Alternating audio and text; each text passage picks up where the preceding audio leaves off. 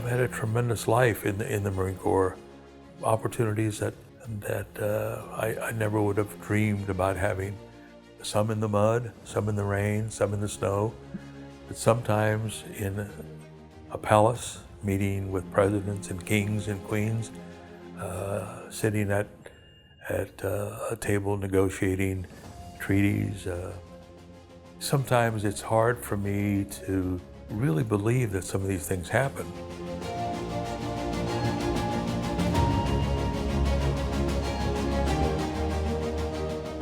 I was born and raised in Garden City, Kansas, born on July 12, 1946, to Philip and Louise Garcia.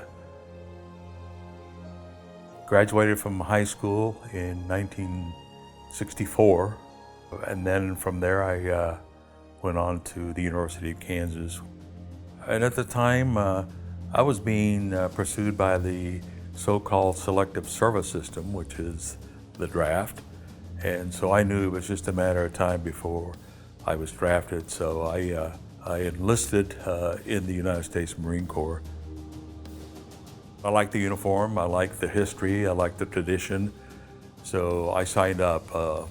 Little did I know what was in store for me. Throughout my Marine Corps history, active duty and reserve duty, which totaled 40 years.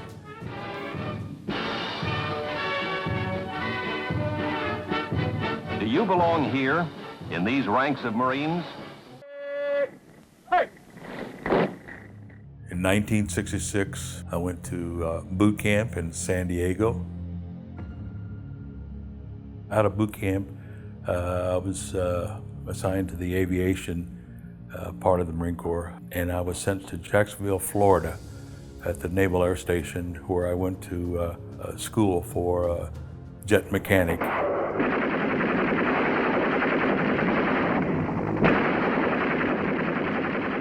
Of course, Vietnam was happening about that time, and my first deployment was to Japan. I was in the Air Wing in the Marine Corps in '68.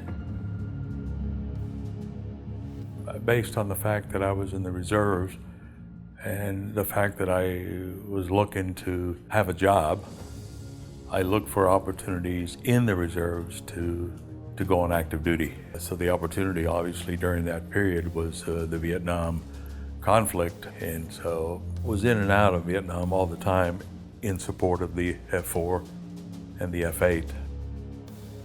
Then from there, was assigned to a helicopter unit. From that came the opportunity to be a helo crew member, and then became a gunner. Adrenaline flow of being up in a Huey with a 50 caliber machine gun, that was what it was all about for me.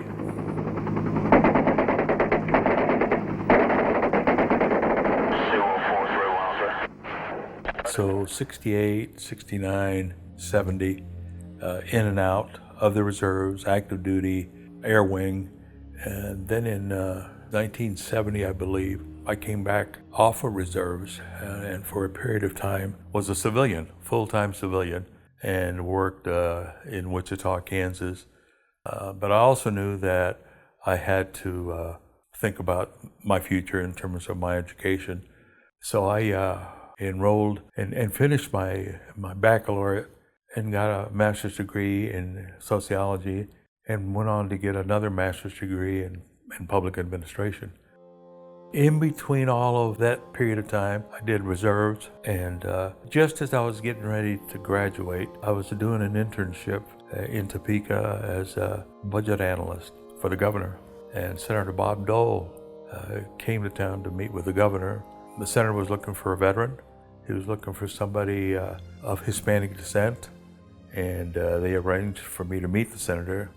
2 weeks later, he get a call from his chief of staff, Bill Wolford. He said, Ernie, the senator would like to see you again.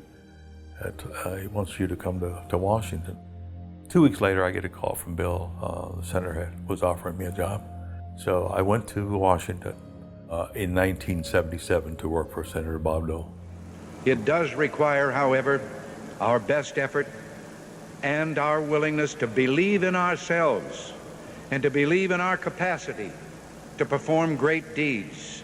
Ronald Reagan was elected, and the opportunity came about once again through the senator to work for Ronald Reagan at the White House.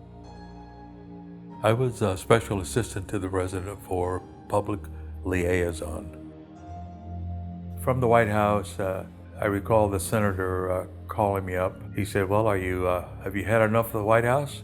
There's a position I think that you would really enjoy. It's over at the Pentagon. Deputy Assistant Secretary of Defense for Legislative Affairs." On a daily basis, working with the Secretary of Defense, Caspar Weinberger at the time. And again, I'm in the reserves all this time. And the Marine Corps by that time had grown accustomed to reaching out to me for special projects in Central and South America because I was able to speak Spanish. When I had my suit on, I was treated like a 3-star general. And when I had my uniform on, I was a gunnery sergeant in the Marine Corps.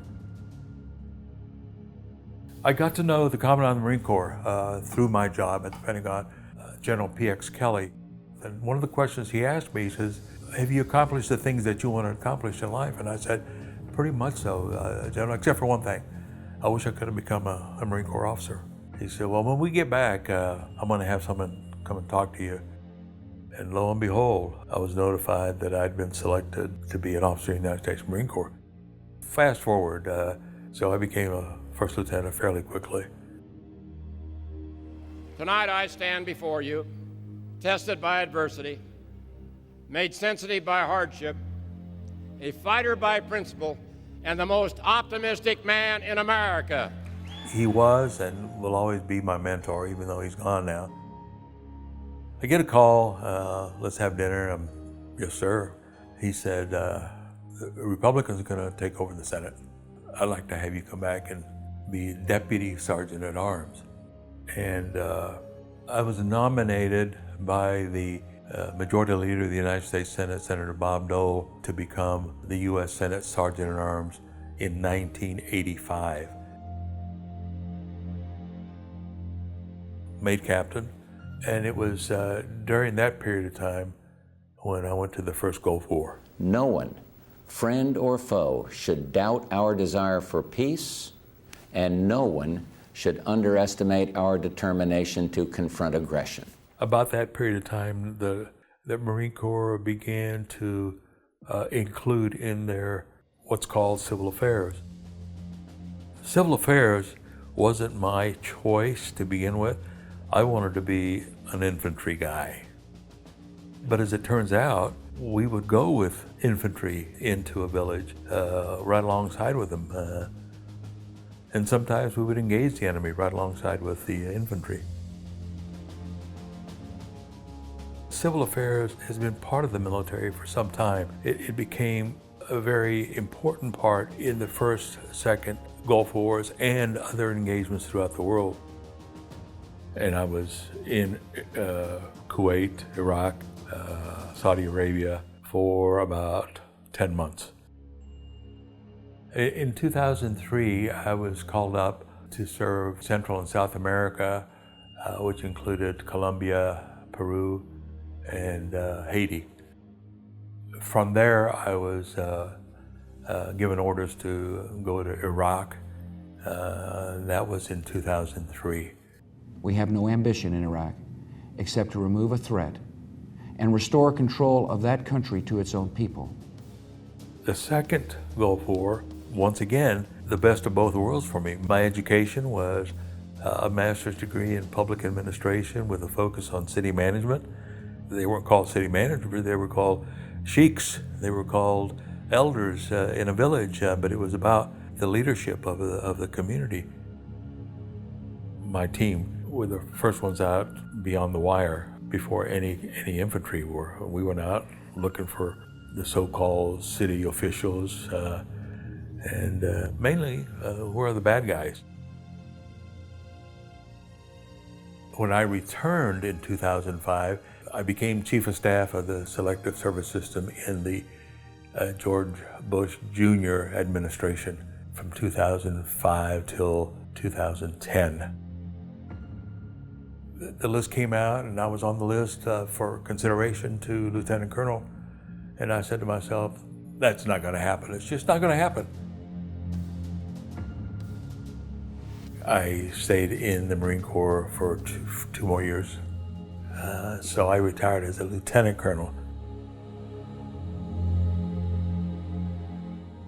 While I love, having a weapon on my hip and a rifle on my side, as I've grown older, the important things in life to me are about helping people, about trying to make a better world for everybody.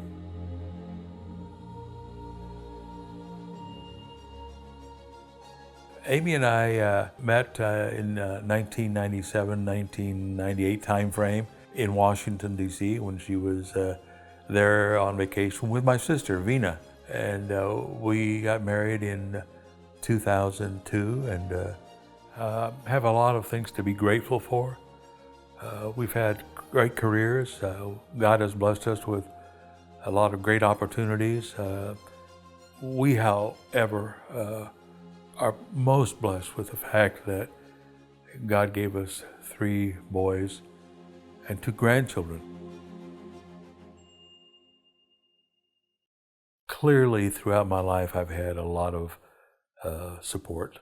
My family, on both sides, Amy's family and my family, without them, I don't know that I could have done what I've done.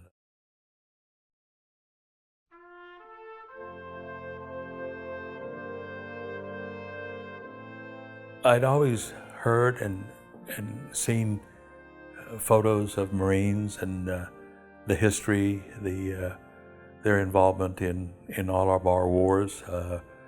I was just attracted to who they are and what they are, and of course the uniform. And so I wanted to be a Marine. My father was in the Army, and I'm very proud of him for having served in the Army. But from day one, I wanted to be a Marine, and I would go today if they would let me. Again, I love being a Marine. I love being on the edge. I love taking the risk, and I always will. But helping people, I think, that's probably what I think of when I think of what really mattered in my life in the Marine Corps.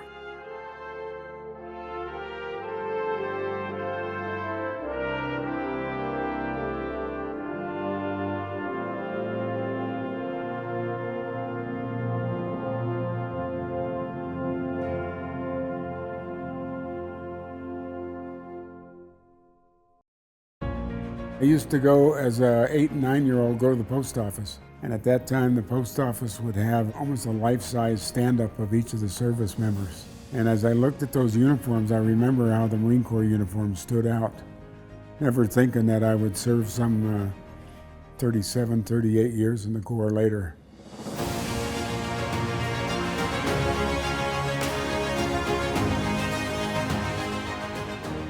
In 1943, I was born in Crookston, Minnesota, about 38 miles from my hometown, which is Argyle, Minnesota.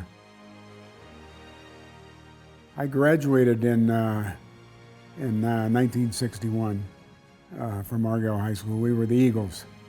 And I went to Mayville State College on a football and wrestling scholarship. Graduated in 65 and ended up being offered an assistantship at the University of North Dakota. About 2/3 of the way through my graduate year, Vietnam was getting very ugly. One day I just said, to hell with it. I walked over to the student union and had a sandwich before class, and there was a Marine captain there recruiting. I walked over to him and said, you don't have to sell me on anything. I just want to finish my master's degree and I'm ready to go in the Corps. And so in 67, I raised my hand to join the Marine Corps. And that following late summer, I went to OCS. And the Marine Corps Officer Candidate Program was at Quantico, Virginia. Quantico was 11 weeks long, and then we were commissioned, and we went to the basic school at Quantico, which is the basic school for all officers that join the Marine Corps. When you come out of there, you're commissioned an officer in the Marine Corps, a second lieutenant, And out of there, I had orders to Vietnam.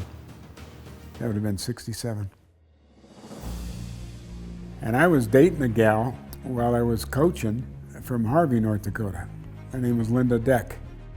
When I joined the Marine Corps and got orders to Vietnam, she flew out to San Diego to meet me. And we kind of said our goodbyes, and about 9 months later, I had her meet me in Hawaii, and we got engaged.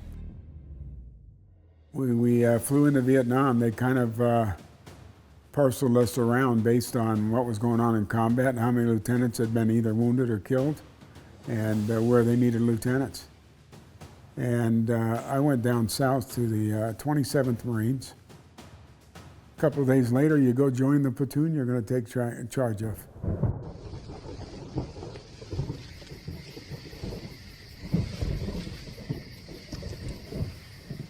It was tough business.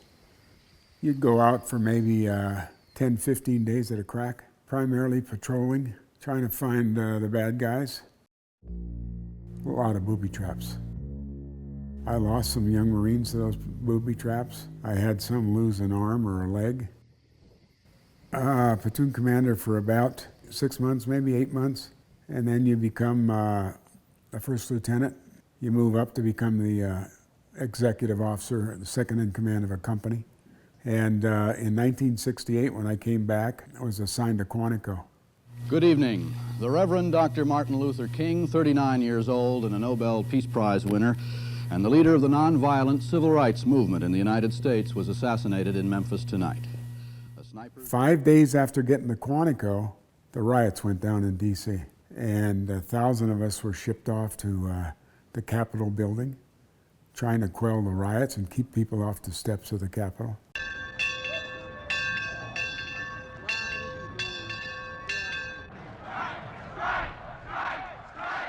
And about 5 or 6 days there, Kent State happened, the killing of those students at Kent State. During that time, I got orders to Fort Huachuca, Arizona, to the Army Intel School, and served 3 years out there. Made captain out there at Fort Huachuca. And the big deal for infantry officers in the Marine Corps, if you could go to the Army's advanced course for captains at Fort Benning, Georgia. Stayed there for a little over a year, went to jump school.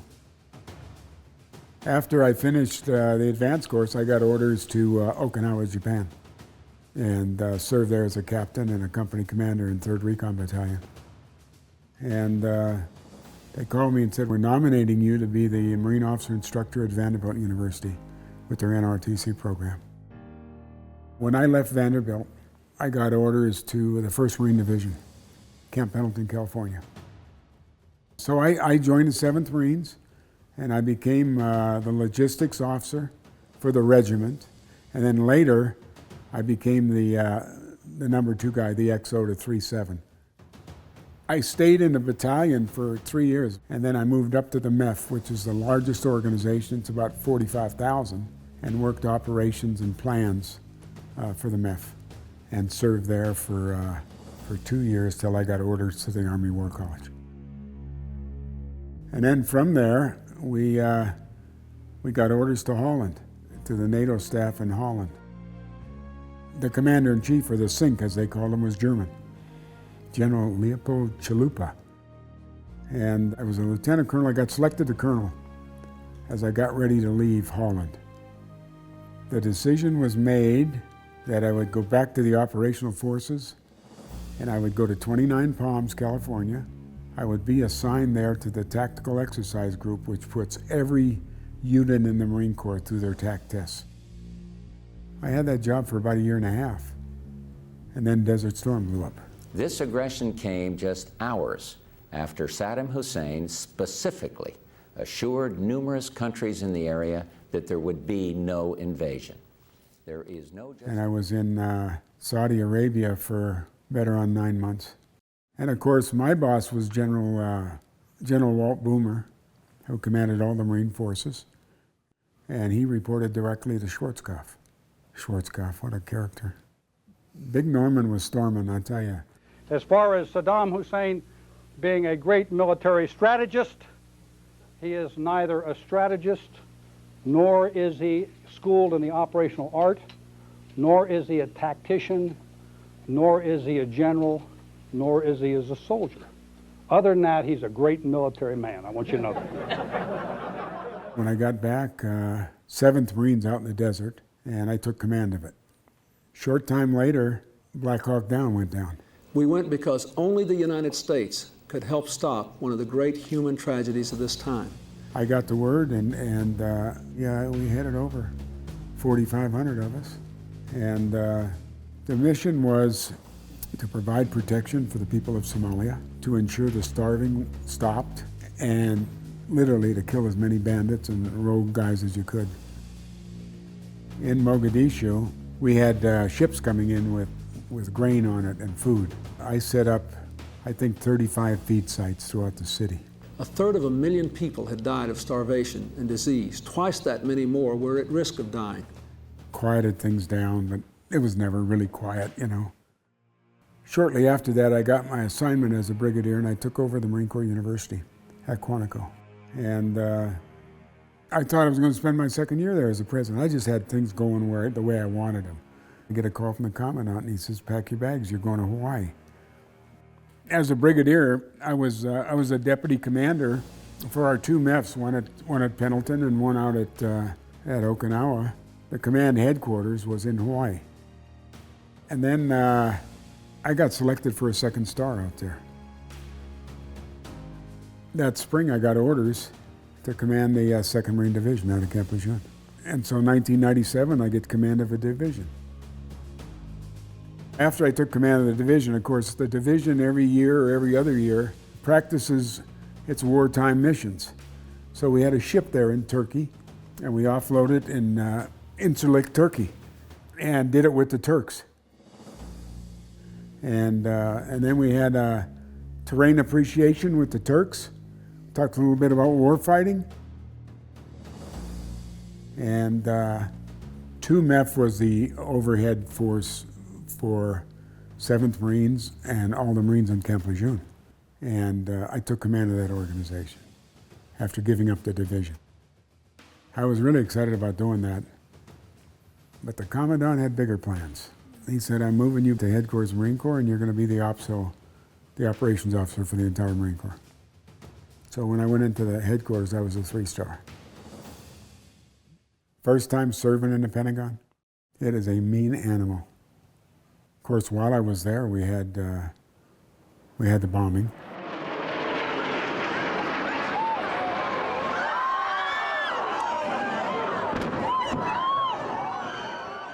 I was getting a briefing on a project we were working on just outside my office in a little briefing room, and about 8:30, 9 o'clock, my aide comes in. He said, "Sir, I'm sorry to break this up," but he said, "The commandant's on the phone. He needs to talk to you right away." He briefed me on what had gone on in the towers, the thought there were still aircraft loose from these guys, and he thought headed our way. When he said headed our way, that's when the bird collided with the Pentagon. And it shook that big-ass building, I mean, to tell you. And then the smoke came up the corridors, killed people in the Pentagon, and killed everybody on board. I didn't go home to change clothes for 3.5 days. Towards the end, they wanted me to stay on and take a command in Europe. I just wasn't ready for it. I was out of gas. And more importantly, my family was out of gas. And I retired from the Marine Corps. And so after 35 years plus of service to my country, we made a determination, time to pack up the bags and head west. I cherished every day that I was a Marine. And even after I retired, I cherished those days as well.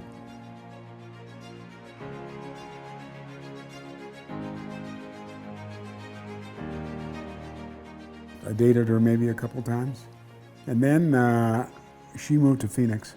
And I got orders to Vietnam, and I called her and I said, "Hey, I thought I might stop in and see you in Phoenix if that's all right with you." So anyway, I went to Pendleton. I went through staging there. And I asked her if she wanted to fly out for the weekend. She did. And we had a nice weekend, and she went back to Phoenix, and I went to Vietnam. Finally, after 9 months in country, I got an R&R quota. for 5 days to go to Hawaii. Asked her if she wanted to come to Hawaii. She did, and I had bought a ring, so I got engaged in Hawaii. And we got married in 1969. And we've been married 53 years. She has been an unbelievably supportive wife. I've talked about my beautiful wife, but I've got 3 wonderful children, and I've got 4 beautiful grandchildren.